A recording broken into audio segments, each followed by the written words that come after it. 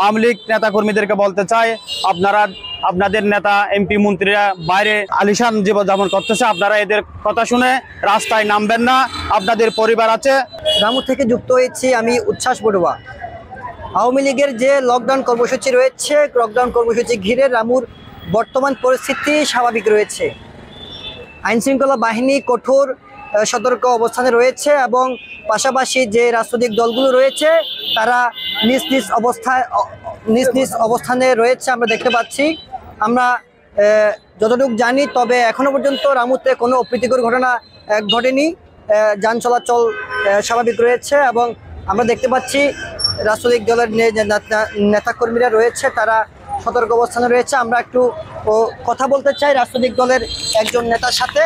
আসলে আপনারা কেন দাঁড়িয়েছেন এখানে? আমরা সকাল থেকে এখানে অবস্থান করতেছি। রামুর শান্ত পরিবেশকে যদি কেউ অশান্তি করার চেষ্টা করে, আমরা কঠোরভাবে এটা প্রতিহত করব। আমরা চাই রামু শান্ত আছে, শান্ত থাক। কেউ যদি অশান্তি করার সৃষ্টি করবে তাদেরকে আমরা কঠোরভাবে প্রতিহত করব। আমরা আওয়ামী লীগ নেতাকর্মীদেরকে বলতে চাই, আপনারা আপনাদের নেতা এমপি মন্ত্রীরা বাইরে আলিশান জীবনযাপন করতেছে, আপনারা এদের কথা শুনে রাস্তায় নামবেন না। আপনাদের পরিবার আছে। আপনাদের যদি কোনো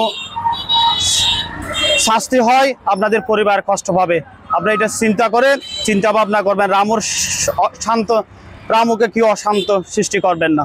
আমরা সকাল থেকে এখানে অবস্থান করতেছি আওয়ামী লীগের যেটা লকডাউন নামে অস্থিরতা সৃষ্টি করার লক্ষ্যে, যেটা ওনারা বাংলাদেশের বাহির থেকে অর্থাৎ ভারতে অবস্থান করে ওনাদের নেতা আমাদের বাংলাদেশকে অস্থিরতা করার জন্য চেষ্টা করতেছে। আমরা চাই আমাদের রামু শান্ত পরিবেশ, শান্ত রামুকে যেন অশান্তি যেন না করে, এবং যদি অশান্ত করার কেউ চেষ্টা করলে আমরা সপ্তাহতে এটা দমন করব আমাদের, এবং এমন কিছু করবে না যাতে আমাদের জনসাধারণের কোনো দুর্ভোগ তৈরি হয়। আমরা চাই শান্তি থাকুক। আমরা আরেকটু কথা বলতে চাই একজন নেতার সাথে। আসলে আপনারা কেন দাঁড়িয়েছেন এখানে? আসলে এই রামুতে আওয়ামী লীগের যে নেতাকর্মীরা রয়েছে, যে লকডাউন রয়েছে, তার কি প্রভাব রামুতে পড়েছে কিনা? না, আমরা এখনো সকাল থেকে এখনো আমরা এ পর্যন্ত এখানে দাঁড়িয়েছি। এখনো আওয়ামী লীগের কোনো নেতাকর্মী দেখা যায় নাই। রামু এখনো পরিবেশ শান্ত আছে। আমরা চাই রামু পরিবেশ শান্ত থাকুক এবং শৃঙ্খলা বজায় থাকুক।